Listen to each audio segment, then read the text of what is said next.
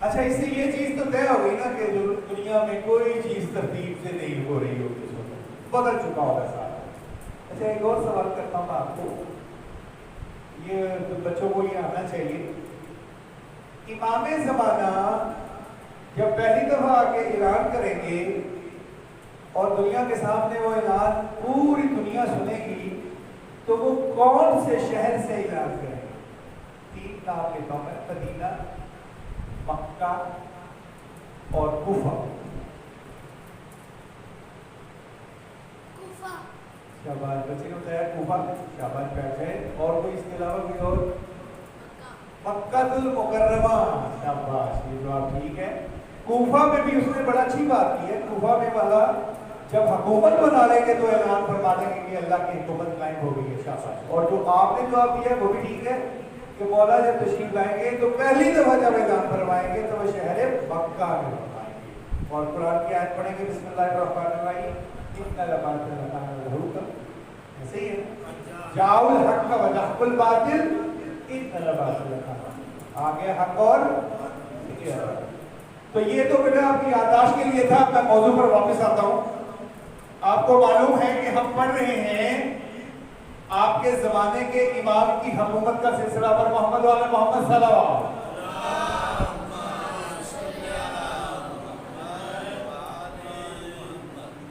بعد دیگر صلوات،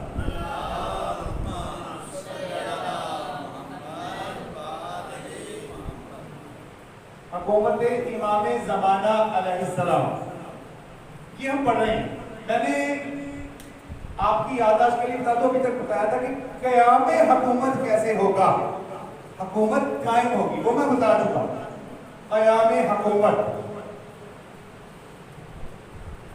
اس کے لیے کیا کیا کاروائی ہوئی، کیا کیا مشکلات پیش آئیں، کون کون سا شہر پہلے فتح ہوا، کون سا شہر بعد میں فتح ہوا، اور بالآخر آخری فتح یورپ کی تھی کہ سارے کے سارے یورپ کے ممالک خود امام کے قدموں میں آ کے گر جائیں گے، یہ حدیث کے الفاظ کے مطابق۔ آپ کی یادداشت کے لیے ایک حدیث دہراتا ہوں کہ مولا کے پاس آرمینیا میں اسپین کے حکمران آئیں گے، اسپین جو کہ یورپ کا آخری شہر ہے، اس کے بعد سمندر۔ پہلے کافی مملکتیں آ چکی ہوگی، اسپین کے حکمران آئیں گے اور مولا کو یہ کہیں گے کہ آپ تشریف لائیے، ہماری حکومت کا چارج آپ سنبھالیں، آج سے آپ ہمارے خلیفہ ہیں، آپ ہمارے سربراہ ہیں۔ تو یہ آخری حکومت ہوگی جو امام کے قدموں میں گر جائے گی، تو پورا یورپ بھی فتح یاب ہو جائیں گے امام۔ تو جو حکومت بنے گی، میں نے عرض کیا تھا، وہ حکومت امام زمانہ، اور حکومت امام زمانہ ہی اصل میں حکومت الہیہ ہے۔ بر محمد و آل محمد صلوات۔ اللہ جل جلالہ کی جو حکومت ہے، وہ حکومت آپ کے زمانے کے امام کے ذریعے ہوئی ہے۔ پہلی بات، یہاں ایک سوال ہے کہ 1,24,000 ممبر آئے، بیٹا آپ لوگ سن رہے ہو، 1,24,000 ممبر آئے، آئمہ بھی تشریف لے کر آئے، مولا علی علیہ السلام نے بھی حکومت کی، خود محمد مصطفیٰ صلی اللہ علیہ وآلہ وسلم نے بھی حکومت کی، اس سے پہلے جناب داؤد، جناب موسیٰ یہ حکومتیں کر چکے تھے، جناب سلیمان۔ تو یہ حکومت الہیہ کیا ہے؟ یہ کیوں نہیں قائم ہو سکی؟ اللہ کی حکومت کیوں نہیں قائم ہو سکی جبکہ اللہ کے محبوب پیغمبر محمد مصطفیٰ صلی اللہ علیہ وآلہ وسلم نے بھی حکومت کر لی، اور کائنات میں جو ایک ہی امیر المومنین ہیں، مومنوں کے امیر مولا متقی علی علیہ السلام، انہوں نے بھی حکومت کر لی۔ پھر بھی یہ جو اللہ کی حکومت ہے یہ کیوں نہ قائم ہو سکتا؟ یہ سوال ذہن میں آتا ہے نا؟ یہ اللہ کہتا ہے کہ بسم اللہ الرحمن الرحیم، وما ارسلناک الا رحمۃ للعالمین، میں بھیجتا ہی کسی کو نہیں، بھیجا ہی نہیں اس کو رحمت للعالمین، عالمین سارے جہانوں کے لیے رحمت بنا کر، یہ اللہ خود فرما رہا ہے۔ اور آپ ہی کے بارے میں کہہ رہا ہے کہ میں نے آپ کو اور آپ کی آل کو اتنا پاک کر دیا جتنا پاک کرنے کا حق ہے۔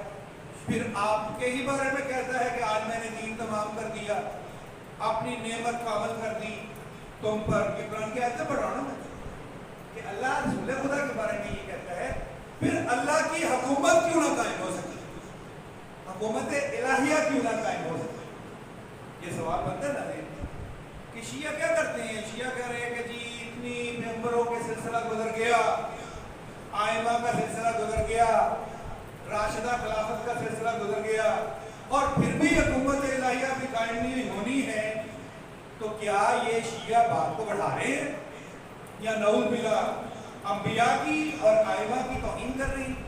سادہ سی بات ہے نا، یہ ایک سوال اٹھتا ہے ذہن میں، ایک اس سوال میں جو یہ میں اٹھا رہا ہوں عام مسلمانوں کے ذہنوں کو امام زمانہ سے ہٹانے کی کوشش کی اس کے ذریعے کہ نہیں دین مکمل ہو گیا، آپ کس دین کی ضرورت؟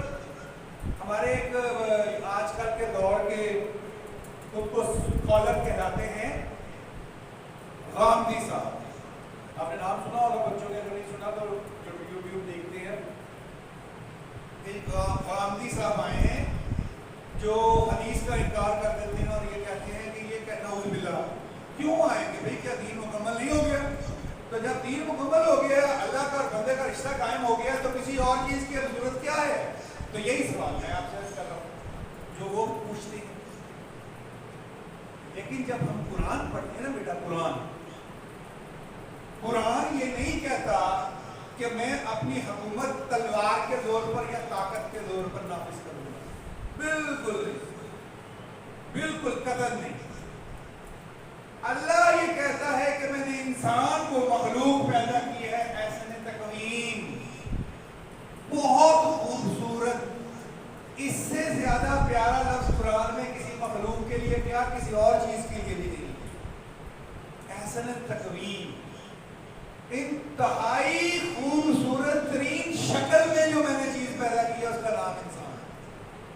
خدا یہ فرماتا ہے یہ انسان ہی اصل میں میری حکومت ہے، حکومت الہیہ میں خود ہوں، انسان اللہ کی حکومت ہے۔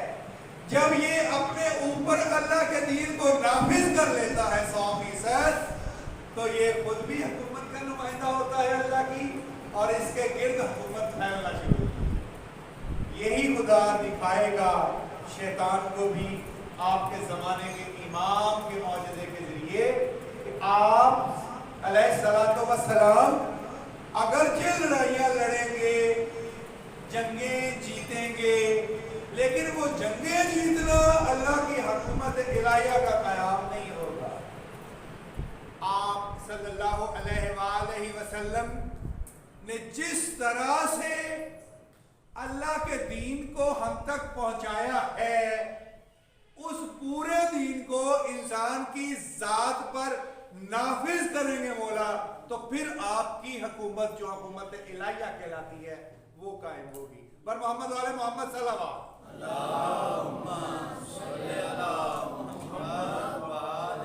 وسلم، یہی وجہ ہے کہ پہلا کام جو بتایا گیا ہے وہ ہے سنت محمد مصطفیٰ کو برقرار کرنا اور زندہ کرنا۔ صلوات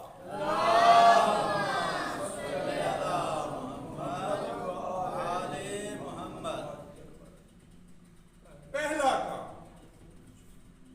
کہ سنت محمد مصطفیٰ صلی اللہ علیہ وآلہ وسلم کو زندہ کیا جائے گا آپ کی حکومت الہیہ میں۔ اب غور سے میری بات سنی آپ نے، کیا سنت زندہ نہیں ہے؟ کیا سنت حقیقی چیز نہیں ہے؟ اللہ کے دین کا قیام کا معجزہ ہے رسول خدا صلی اللہ علیہ وآلہ وسلم کی ذات مبارک، آپ کی ذات پر بلند تر صلوات۔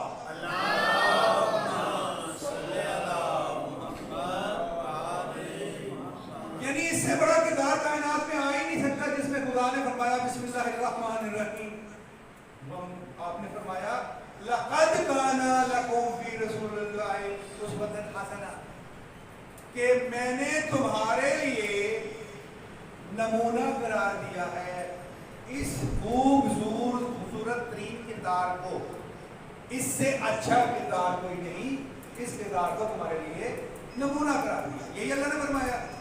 جب یہ فرما دیا تو پھر میں یہ جو لفظ لکھ دیا کہ زندہ کیا جائے گا، نعوذ باللہ، کیا وہ مردہ ہو گئے؟ آپ کی سنت اس دنیا میں موجود نہیں ہے۔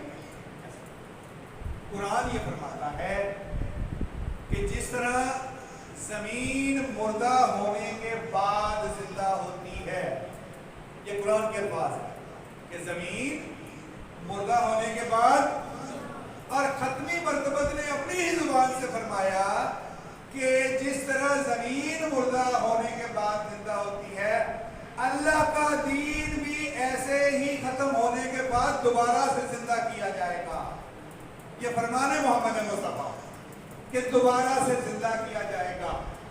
معنی یہ ہوا کہ سنت محمد مصطفیٰ دنیا میں اپنی شکل بدل چکی ہے، اپنا چہرہ بدل چکا، خود نہیں، میرے جیسے لوگوں نے، انسانوں نے اللہ کے نبی کے فرمان کے مفہوم بدل دیے ہوں گے۔ تو جب میرا امام اس دنیا میں تشریف لے کر آئے گا، اور اس دنیا میں تشریف لے کے آنے کے بعد وہ اعلان حق فرمائے گا، تو میرے جیسے لوگ بھی کہیں گے، نعوذ باللہ، میں ایک مثال دے رہا ہوں، لوگ کہیں گے کہ یہ نیا دین لے کر آ گیا، یہ غریب باتیں کر رہا ہے۔ پر محمد والے محمد صلی اللہ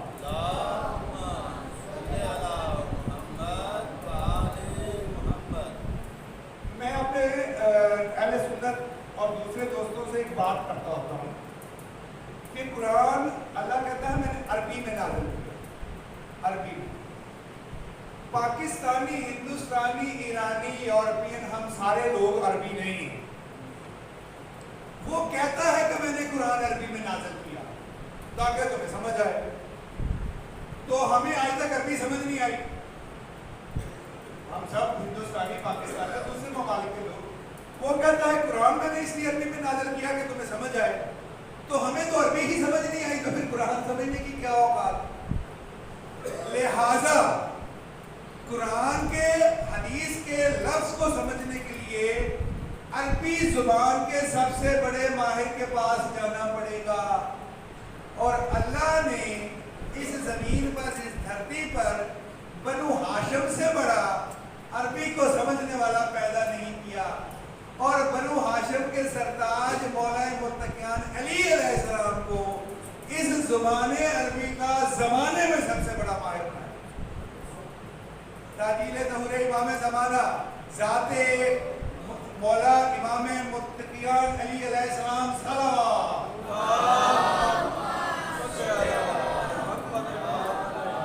قرآن کو سمجھنے کے لیے جس کی طرف لوٹ کر جانا ہے وہ زبان محمد مصطفیٰ اور زبان مولا متقیان علی علیہ السلام ہے۔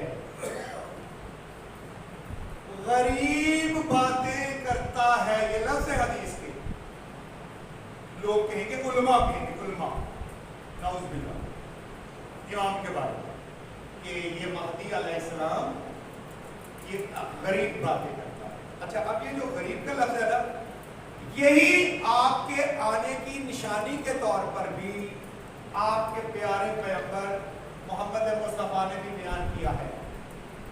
یہ حدیث میں سنا چکا ہوں، بچوں نے لکھنی ہے، کتابیں کھول لیں بیٹا، آپ نے لکھنی ہے، ڈائریاں کھول۔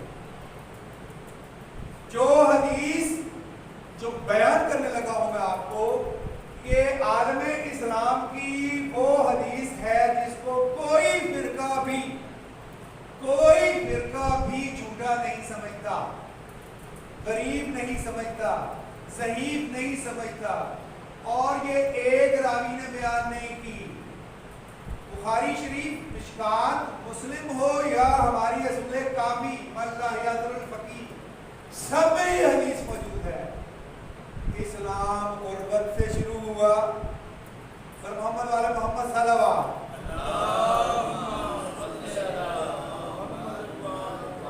آپ نے فرمایا کہ اسلام غربت سے شروع ہوا، ان قریب غربت کی طرف لوٹ جائے گا، پس مبارک ہو غریبوں کو، خوشخبری ہو غریبوں کو۔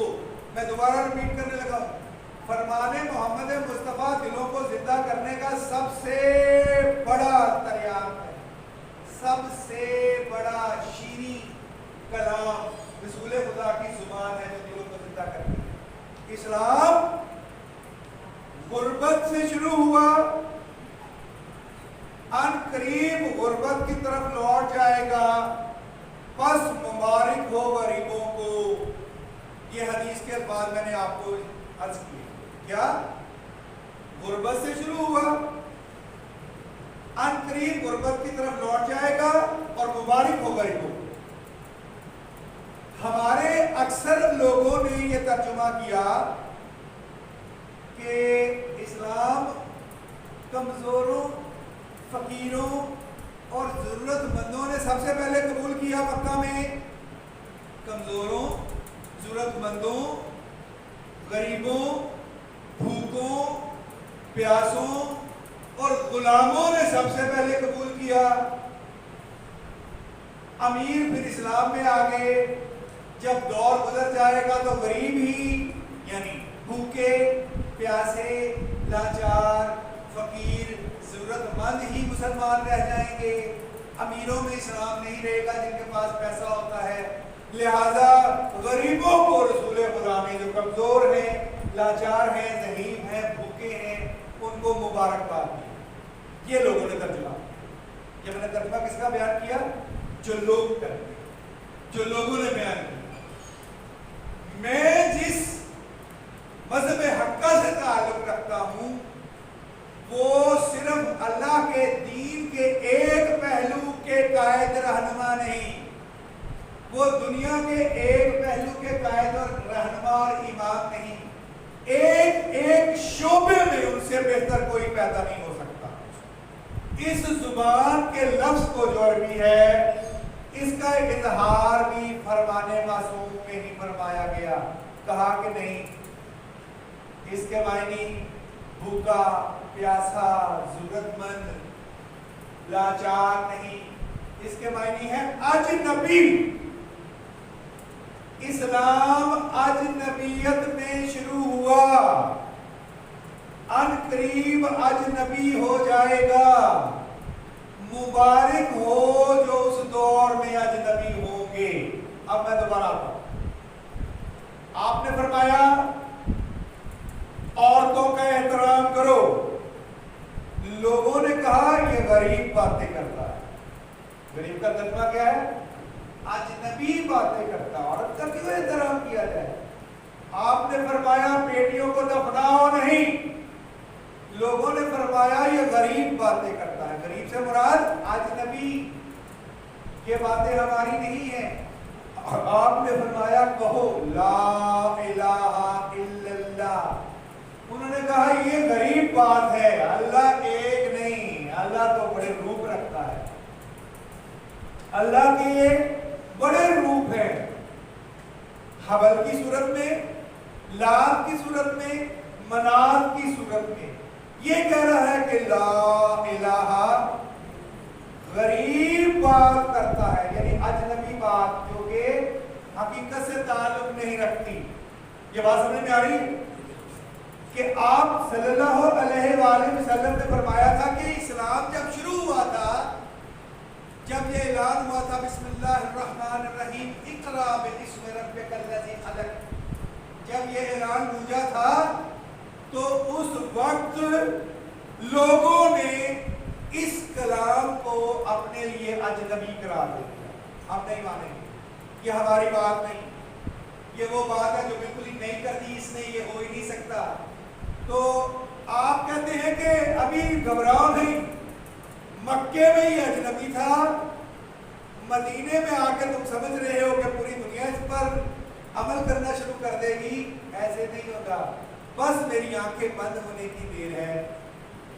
मैं इस दुनिया से अल्लाह के हुक्म से तशरीफ लेके जाऊंगा, तो फिर उसके बाद खिलाफत बादशाहत में बदलेगी, दीन बेदीनी की शक्ल इख्तियार कर लेगा। और हद तो ये है कि हशर के मैदान में मेरे सामने हौज़े कौसर पर कुछ लोग लाए जाएंगे। ये बुखारी शरीफ की हदीस पढ़ रहा हूँ। हौज़े कौसर पर بالوں سے انہیں پکڑا ہوگا اور گھسیٹ کر لے کر جا رہے ہوں گے تو وہ مجھے دیکھ کر فریاد کریں گے. میں کہوں گا کہ فرشتوں چھوڑ دو، یہ میرے صحابی ہیں. صحابی، یہ میرے صحابی ہیں. مجھے جواب دیا جائے گا کہ اے اللہ کے نبی، کہ آپ کے وہ صحابی ہیں جنہوں نے آپ کے جانے کے بعد ہی بدعتیں پیدا کر دی تھی اور یہ الٹے پاؤں لوٹ گئے تھے. پر محمد والے محمد صلی اللہ علیہ وسلم،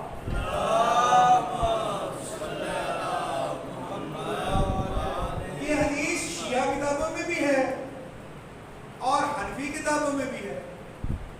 اس کا کوئی انکار نہیں کر سکتا کہ آپ کے صحابی تھے جو اس حدیث کے مطابق آپ کے حضور حوض کوثر پر آئے. جب معراج کا واقعہ ہوا تھا، دکھایا گیا یہاں سے فرشتوں نے ان کو پکڑا ہوا ہے، گھسیٹ کر لے کر جا رہے ہیں جہنم کی طرف، حوض کوثر سے دور. آپ نے کہا میرے صحابی، تو جب رسول خدا نے کہا ہوگا میرے صحابی تو اس کا مطلب یہی ہوگا نا وہ صحابی ہی ہوں گے، مولا جھوٹ تو نہیں بولتے. اچھا کچھ کتابوں میں لفظ عربی میں انہوں نے صحابی لکھا ہوا ہے، ترجمے میں کر دیتے ہیں امتی. عربی میں صحابی کا لفظ لکھا ہوا ہے. ہمارے بھائی بڑے معصوم بھولے ہیں، ترجمے میں کر دیتے ہیں امتی. پتہ نہیں کس کو چھپانا چاہتے ہیں. کوئی ضرورت تو چھپانے کی نہیں ہے نا، جن کو یہاں سے پکڑا ہوا ہے گھسیٹ کر لے کے جا رہے ہیں. جو بھی ہیں بہرحال امتی ہی بات کر لو. لیکن ختمی مرتبت نے فرمایا کہ دین اجنبی تھا جب آیا تھا، ان قریب اجنبی ہو جائے گا. اس سے بڑی اجنبیت کیا ہو سکتی ہے کہ جناب فاطمہ زہرا سلام اللہ علیہا نے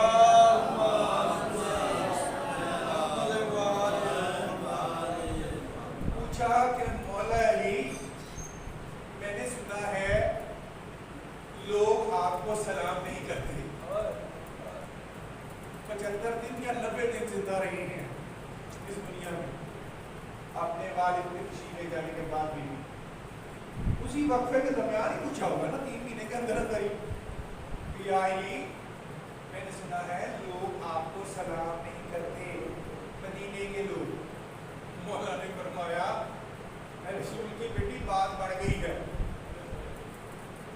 آپ یہ کہہ رہی ہو کہ لوگ مجھے سلام نہیں کرتے، اب تو یہ ہوتا ہے کہ میں سلام کرتا ہوں تو جواب نہیں دیتے. میں سلام کرتا ہوں جواب نہیں دیتے.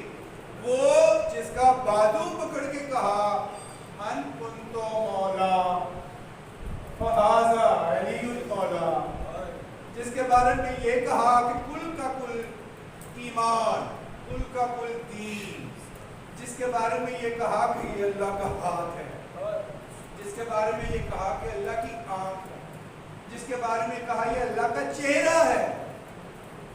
ایسی غربت آئی، مال کی دولت کی پیسے کی نہیں، اجنبیت کے لوگوں نے اس ذات کو پہچاننے سے انکار کر دیا کہ جس ذات کی پہچان کرانے کے لیے محمد مصطفیٰ نے یہ کہا تھا جو اپنے زمانے کے امام کی معرفت کے بغیر مر گیا وہ جاہلیت کی موت مر گیا. سبحان برائے تاجیل ظہور امام زمانہ بلندر صلوات. غربت ایمان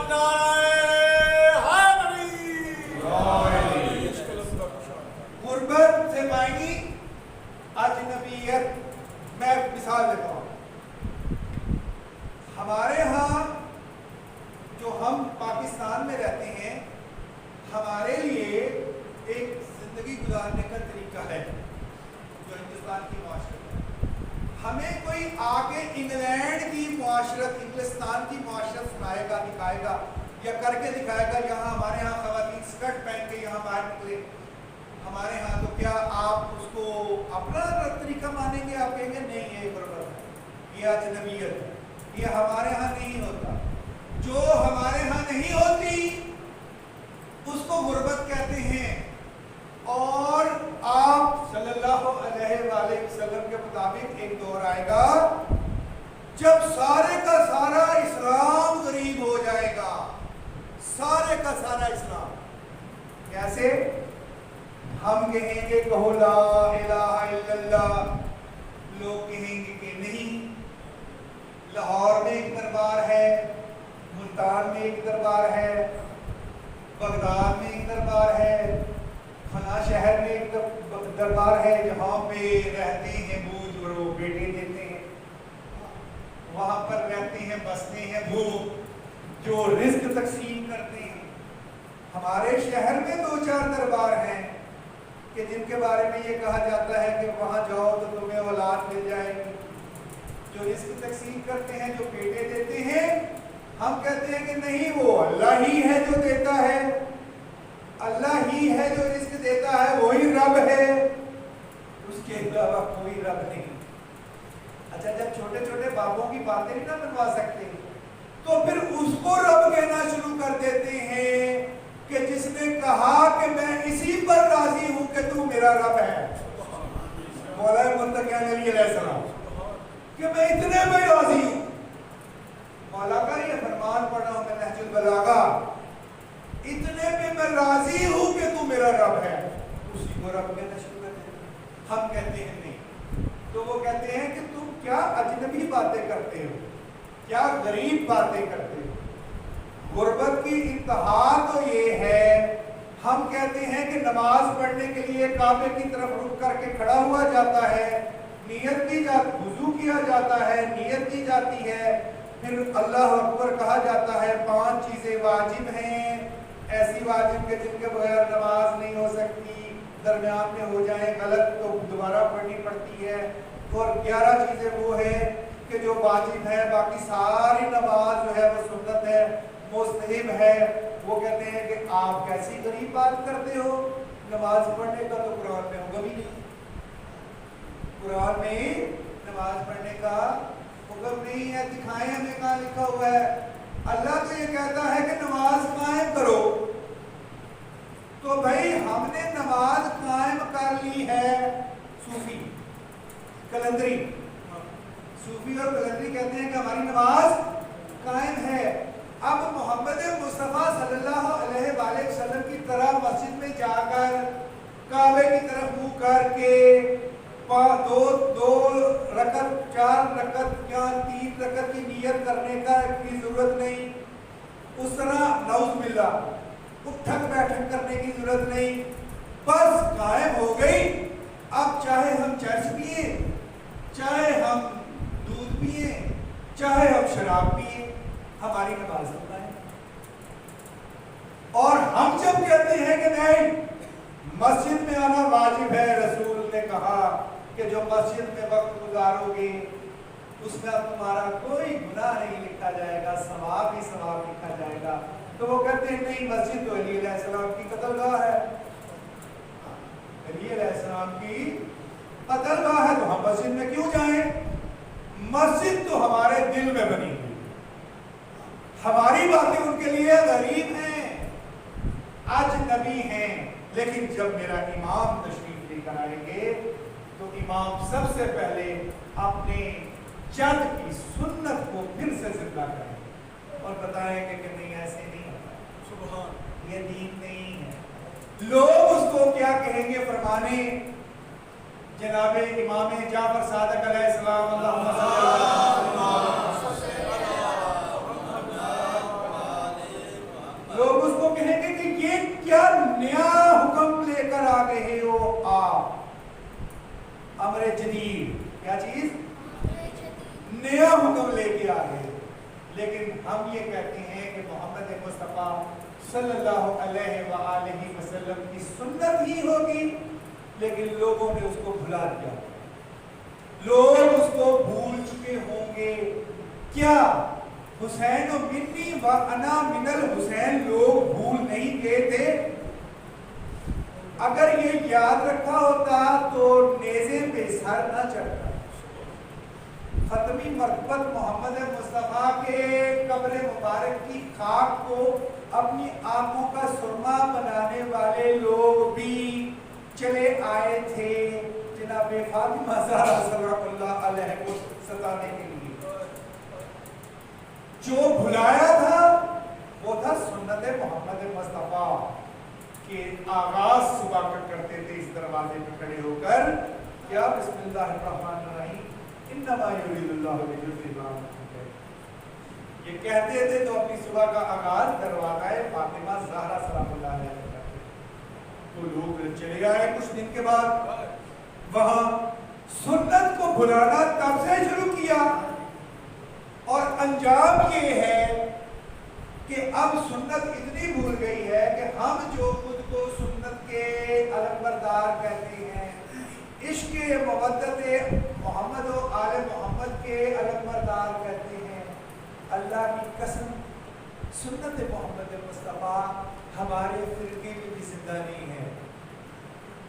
हमारे फिरके में भी सुन्नत मोहम्मद मुस्तफ़ा जिंदा नहीं से मुराद हमारे लिए भी लोग गरीब, हमारे लिए भी, शियों के लिए भी सुन्नत मोहम्मद और आले मोहम्मद गुरबत की शक्ल इख्तियार कर गई है।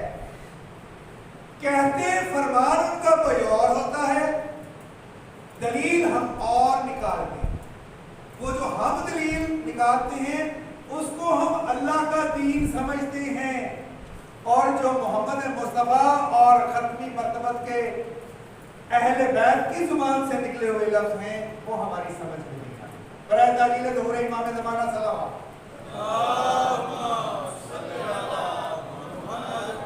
अब आपको सिर्फ खत्म करने के लिए 2 या 4 मिनट और, सुन्नत मोहम्मद मुस्तफ़ा क्यों नहीं लगेगी लोगों को?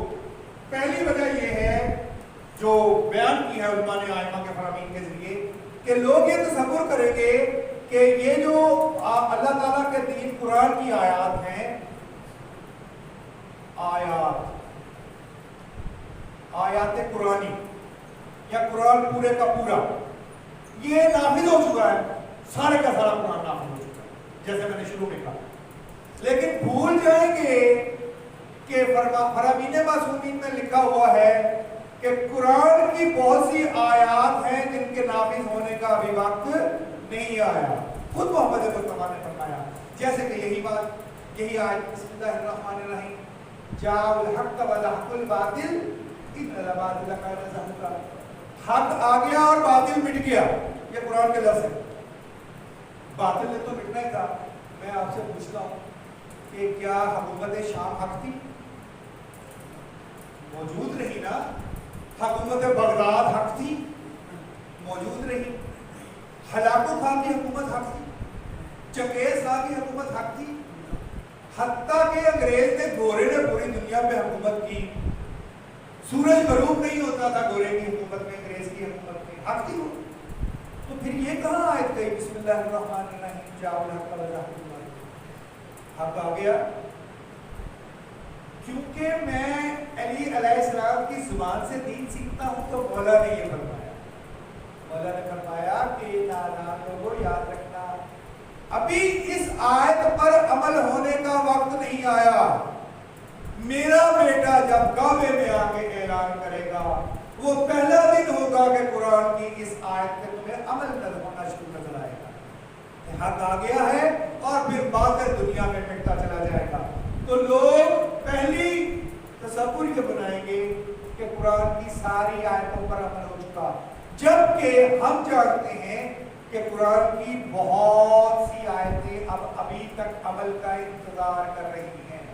तो जो अमल का इंतजार होगा, जैसे बिस्मिल्लाहिर्रहमानिर्रहीम वलिकुल्लि विजहातुन मुवल्लिहा फस्तबिकुल खैरात ऐनमा कुन्तुम याति बिकुल्लाह जमीअन, तुम जहां कहीं भी होगे तुम्हें इकट्ठा कर देगा अल्लाह तुम्हारा। तो जनाबे सादिक आले मोहम्मद अल्लाहुम्मा सल्ली आपने फरमाया ये हमारे बेटे के लिए आयत है कि महदी जब तशरीफ लेकर आएंगे तो मोमिनों को जहां कहीं भी होंगे उनके कदमों में अल्लाह लेके आ जाएगा। इस आयत की तफसीर तब होगी जब मौला तशरीफ ले आएंगे, जब पहले 313 पहुंचेंगे और फिर 10,000 पहुंचेंगे और फिर लाखों की तादाद में लोग मौला के कदमों पे पहुंच जाएंगे। फिर इस आयत की तफसीर होगी सूरह बकरा की 148 नंबर आयत जो मैंने आपके सामने दिखाई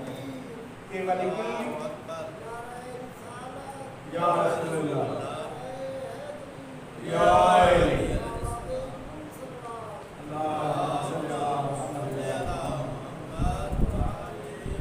قرآن کی آیات کی ابھی تفسیر کا وقت نہیں آیا، تعویل کا وقت نہیں آیا، عمل کا وقت نہیں آیا. میرے جیسا نالائق یہ سمجھ کے بیٹھا ہوگا کہ سارے قرآن کی ہر آیت پر عمل ہو چکا. اسی لیے تو مولا جب آئیں گے تو کوفہ کی مسجد میں 1000 اجمی قاری بٹھائیں گے جو لوگوں کو قرآن کی وہ تفسیر بیان کریں گے جو زبان محمد مصطفیٰ سے نکلی ہے. لوگوں کے لیے قرآن کی آیتیں یوں پیش کریں گے کہ وہ آیت جو ہمیشہ وہ پڑھتے رہے ہیں ان کے لیے نئی معنی لے کر آئے گی. تو جو وہ بولا کریں گے ابھی قرآن کی آیات مکمل طور پر رائج نہیں ہوئی اور ان کا عمل کا وقت نہیں آیا. دوسری وجہ پر محمد والے محمد صلی اللہ علیہ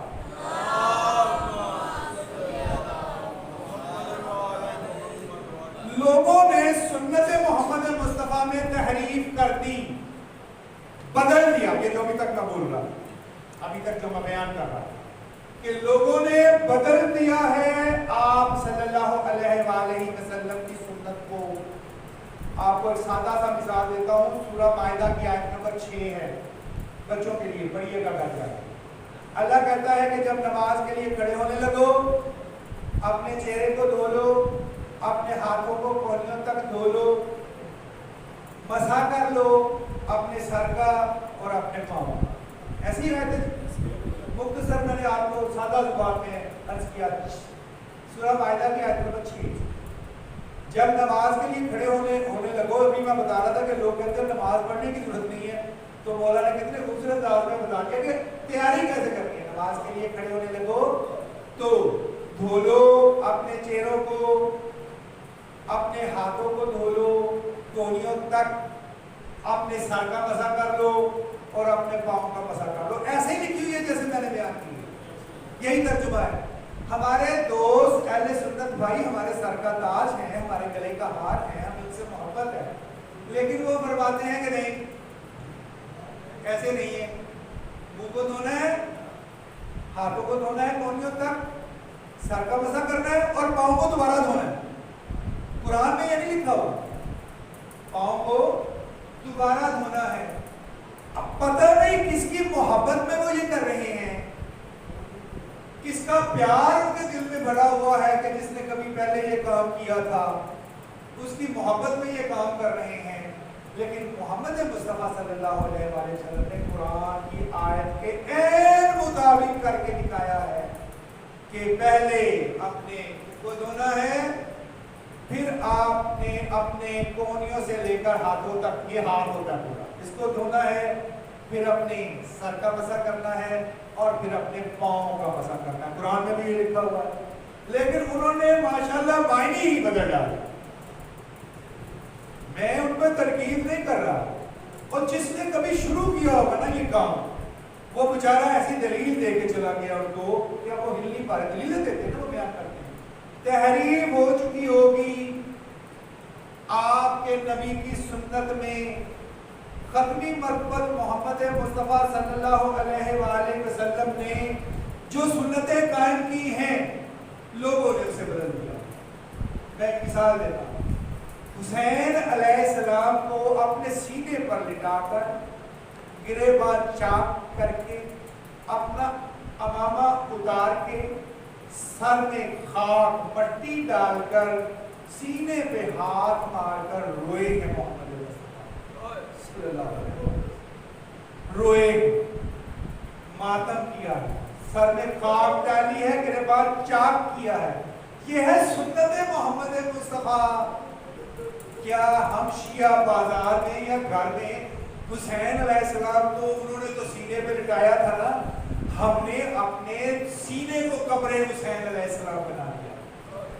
حسین کا ذکر آتا ہے، ہم سنت محمد مصطفیٰ کو پورا کر دیتے ہیں.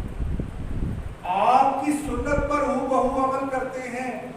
لوگ کہتے ہیں کہ نہیں، رونا مرنے والوں پہ حرام، رونا شہیدوں پہ حرام، मातम करना बेदर्द, सरों गिरवा को चाक करना किसी के गम में हराम, सर पर पट्टी डालना किसी के गम में हराम, ये लोग कहते हैं।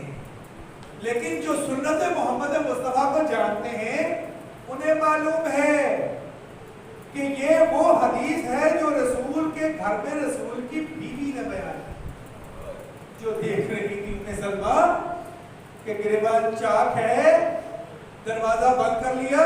हुसैन अलैहिस्सलाम बच्चे थे, रसूल खुदा के पास दोपहर के वक्त तशरीफ लाए, आपने दरवाजा बंद कर लिया, अंधेरे कमरे में हुसैन को अपने गले में डाल दिया। सारा करबला आपकी आंखों में था ना, चूमा चेहरे को अपने गिरबान, हमारा तो ये होता है ना, अरबियों का गिरबान ये नहीं होता, वो एक पूरा चोगा पहन के उसको चार करना आसान नहीं, फाड़ दिया आपने। अब तो बटन खोल लेते हैं तो गिरबान चार हो जाता ना, अपनी कमीज को अपने कुर्ते को फाड़ लिया रसूल खुदा ने, अपने सर से जो कभी उमामा नहीं उतारते हैं मामा उतार दिया, जमीन से मिट्टी पकड़ के अपने सर पे डाली खाक और रोए हैं मोहम्मद मुस्तफा इतनी बुलंद आवाज में कि बीबी जो कमरे से बाहर थी तड़प के दरवाजा खोल के अंदर आई कि मेरा मौला क्या हो गया, आप क्यों रो रही हैं? सुन्नत मोहम्मद मुस्तफा में हम रो रही हैं। और फिर जब आपको बीबी उम्मे सलमा को पूरी कहानी सुनाई ना करबला की, और वो खाक थी कि जो उन्होंने शीशी में रखी थी, जो 10 मुहर्रम को सुलह हो जाएगी, तो कहा याद रखना कि मेरा बेटा हुसैन भूखा प्यासा रेगिस्तान में सिवा कर दिया गया है। तो ये सुन्नत मोहम्मद मुस्तफा है जिसको आपने जिंदा रखा हुआ है। जो लोग इश्क रखते हैं मोहम्मद वाले मोहम्मद से, चाहे वो सुन्नी भी क्यों ना हो, हनफी भी क्यों ना हो, वो भी इस सुन्नत पर आज भी होते हैं, वो भी रोते हैं, वो भी गम मनाते हैं। हमारा जरा गम मनाने का अंदाज और है, उनका कोई और है। तो ये 2-3 चीजें हैं अभी तक जो मैंने बयान की हैं, तो और है जो अगली इतवार बयान करूंगा कि कुरान की कुछ आयात के मायने अभी जाहिर नहीं हुए, जाहिर होंगे तो लोग कहेंगे कि ये नया हुक्म आ गया है, असल में वो हुक्म नहीं होगा, वो मोहम्मद मुस्तफा सल्लल्लाहु अलैहि वसल्लम की सुन्नत का जिंदा करना ही होगा। और तहरीफ जो लोगों ने कर दी है, सारे का सारा दीन बदल डाला, सारे का, शियों ने भी, माजरत के साथ शियों ने भी कोई 80% दीन बदल डाला, सारे का सारा दीन दोस्तों ने सबने बदल डाला। लेकिन वो अब कह रहे हैं कि नहीं, कुरान की आयत है कि मैं तुम्हें कुछ मांगता ही नहीं तुमसे, इसके अलावा कि मेरे करीबियों से, मेरी अहले बैत से मोहब्बत करना, मोहब्बत करना। उम्मत ने बदल डाले मोहब्बत के मायने। हमारे शेखुपुरा के एक शायर ने कहा है, नोहे सुना करें और पढ़ा करें। जो नोहा खान है ना, नोहा खान, बगैर पैसे लिए नोहा लिखते हैं, बगैर पैसे लिए नोहा पढ़ते हैं, चाहे का किरदार का जो भी मर्जी हो, लेकिन वो इश्क में लिखते हैं और बगैर कुछ उजरत लिए पढ़ के चले जाते हैं आपको रुला के। उन्होंने एक शेर लिखा है, नजराने करो पेश के मेहमान है ज़ैनब। ये मुवद्दत है ना, मुवद्दत दे रही है ना उम्मत ने बदल डाले मुवद्दत के मायने। ये बीबी ज़ैनब सलामुल्लाह अलैहा को भूल के कि ये इनसे मुवद्दत करनी थी। नजराने से मुराद क्या है? पत्थर मारो, पत्थरों की बारिश हो रही है। तो जो मुवद्दत के मायने बदल डाले, वो मुवद्दत के ही मायने नहीं बदल डाले, सुन्नत की हर सीढ़ी के मायने बदल डाले। लेकिन आने वाला है तेरा और आपका इमाम, जो फिर से कायम करेगा इसको, जो फिर से बयान करेगा हक की जुबान के साथ। तो जब हक बयान होगा तो हक के बयान होते ही जो दीन है वो नाफिज होना शुरू होगा। तो 2 बातें मैंने आपको बताई, 2 बातें अगली बार फिर बताऊंगा कि 2 चीजें और कौन सी हैं। आपकी सिर्फ तसल्सल को बरकरार रखने के लिए कह दूंगा, बता देता हूँ। एक, उसमें से उलमा के फतवे भी हैं, उलमा के फतवे भी हैं। मैं किसी आलिम की तनकीद नहीं कर रहा। फरमान मासूम मौलाना मुत्तकियान अलैहिस्सलाम नहजुल बलागा के मुताबिक कि वो जो बयान करेंगे کہ یہ دین کا فتویٰ ہے اس جگہ پر، ان کو معلوم ہی نہیں ہوگا کہ اصل میں یہ دین نہیں، تو لوگ اس پر عمل کریں گے۔ یہ ٹھیک ہے کہ لوگوں کو اس کی سزا نہیں ملے گی، اگر اس نے بھی خلوص سے وہ ڈرائیو کیا ہوگا، اجتہاد کیا ہوگا، تو اس کو بھی شاید سزا نہیں ملے گی، لیکن جب امام آ کے حق بیان کریں گے اس موضوع پر تو لوگ اس کو اجنبی سمجھیں گے۔ تو یہ انشاءاللہ تعالیٰ اگلی اتوار جو آج پڑھا ہے، جو بیان کیا ہے، اس کے متعلق کوئی سوال پوچھنا چاہتے ہو آپ تو محفل آپ کے لیے حاضر ہے۔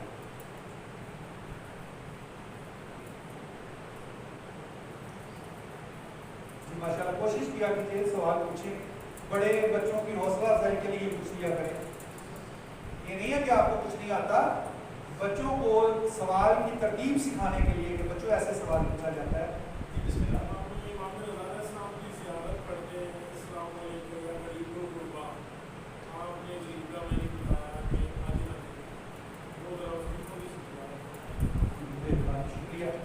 دیکھیں مولا امام علی رضا علیہ السلام سے پہلے ہم غریب الوطن امام حسین علیہ السلام کو کہتے ہیں، غریب الوطن۔ جو بھی کسی ایسے مقام پر پہنچ جائے جہاں کا وہ رہنے والا نہ ہو، جہاں لوگ اسے جانتے نہ ہوں، جہاں اس کی جڑیں موجود نہ ہوں، اس جگہ پر اس شخص کو، اس ذات کو غریب کہتے ہیں، اجنبی کہتے ہیں۔ مولا امام علی رضا علیہ السلام کا عشق تھا مدینے کی دھرتی سے، اہل بیت نے مدینے کو اتنا پیار کیا ہے۔ یثرب کتنی پیاری جگہ ہوگی کہ جناب زینب سلام اللہ علیہ کہتی ہیں کہ اے نانا کے شہر، اب زینب اس قابل نہیں رہی کہ تجھ میں رہ سکے۔ کتنا پیار ہوگا اہل بیت کو مدینے سے۔ تو جناب مولا امام علی رضا علیہ السلام مدینے سے عشق کرتے تھے، پیار کرتے تھے، لوگ آپ کی زیارت کے لیے مدینے میں آتے تھے۔ اس لعین مامون رشید نے آپ کو قید کر کے یہاں سے نیشا پور کے ذریعے وہاں مشرق میں پہنچایا۔ تو ہم آج تک یہ کہتے ہیں کہ میرے مولا آپ کی غربت پر ہمارا سلام، غریب الغربا، کہ جو اس دھرتی میں گیا جہاں پر ان کی جڑیں موجود نہیں، پھر بھی آپ نے وہاں پر ہمارے لیے حق کی شمع کو روشن کیا۔ تو ہم اجنبی، آپ کی اجنبیت کے صدقے ہم اجنبیت سے دین میں داخل ہوئے ہیں۔ اجمی جو اجمی ہیں ایران کے، وہ آپ کی غربت کی وجہ سے جہاں آپ اجنبی تھے انہوں نے حق کو پہچانا، وہ حق کی شناخت کرنے والے بنے۔ تو سرکار مولا امام علی رضا، لیکن کسی شاعر نے بڑا پیارا کہا ہے، ایرانی ایک شاعر تھے، انہوں نے ختمی مرتبت کی برکت کے پاس کھڑے ہو کر جناب فاطمہ زہرا کی برکت کی طرف دیکھ کے کہا تھا، ترجمہ اس کا یہ ہے کہ بی بی تیرا ایک بیٹا آیا تو ہم نے بادشاہ بنا ڈالا، تیرا ایک بیٹا آیا تھا ہم نے اسے اتنا پیار کیا ہے کہ اسے خلائق عالم کے لیے درگاہ بنا ڈالا۔ کوئی نہیں آتا جب بھوکا ہو تو وہاں سے کھا کر نہ جائے، اس سخی کے دربار سے میرے بی بی کاش کہ تو بھی ہمارے پاس ہوتی تو ہم حق ادا کرتے مودت قربا کا، آپ کی برکت کو بھی خلائق عالم کے لیے نمونہ بناتے اور درگاہ بناتے۔ یہ بھائی نے جو سوال پوچھا تھا یہ اصل میں ہمارے لیے مسائل کا ایک عنوان ہے۔ کوئی اور بھائی بچوں میں سے کوئی سوال پوچھنا چاہتے ہیں؟ میں پوچھوں؟ آپ نے پوچھا؟ آپ نہیں پوچھیں گے تو میں پوچھوں۔ غریب کے معنی کیا ہے؟ بچوں سے نا، بچوں سے۔ ہاں جی بیٹا اونچی بولو بیٹا۔ اجنبی عربی زبان میں غریب کے معنی بھوکا پیاسا مسکین نہیں، اس کے لیے علیحدہ لفظ ہے۔ عربی زبان میں غریب کے معنی اجنبی ہے۔ تو آج کا غریب کون ہے؟ اللہ کا دین اسلام، اللہ کا دین واحد اللہ کا دین اسلام ہے۔ اس وقت جو غریب ہے اجنبی ہے، ان کے لیے بھی اجنبی جو اس کو نہیں مانتے، اور ان کے لیے بھی اجنبی جو کہتے ہیں کہ ہم مسلمان ہیں۔ تو अल्लाह के दीन की गुर्बत को दूर करने के लिए ताजील ज़बूर इमाम ज़माना पर आपका सलाम।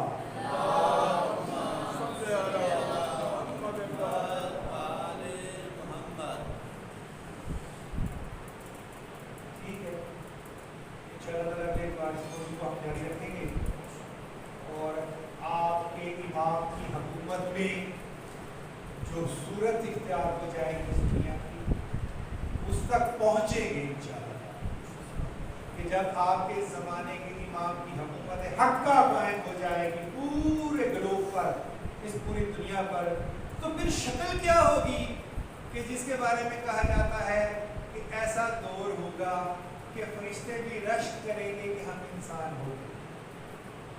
जो कब्रों में चले गए हैं एक दूसरे को उठा उठा के कहेंगे कि काश हम भी जिंदा होते तो दुनिया के मजे लूटते, दुनिया का लुत्फ उठाते। तो वहां तक पहुंचा कैसे जाएगा, ये इंशाअल्लाह ताला हम अपने इन गुफ्तगू के सिलसिले में जारी रखेंगे। बच्चों से इल्तमास है कि वो तशरीफ आए यहाँ मेरे पास और दुआए इमाम ज़माना बतौर उनके तशरीफ ले आने के लिए दुआ के तौर पर आजे बेटा, आगे आगे आगे नहीं वो वही कि जो अल्लाह के इस वली की आमद के लिए हमें दुआ सिखाई गई है। मोमिनीन से समाज है कि खड़े होकर पढ़िएगा। बिस्मिल्लाह।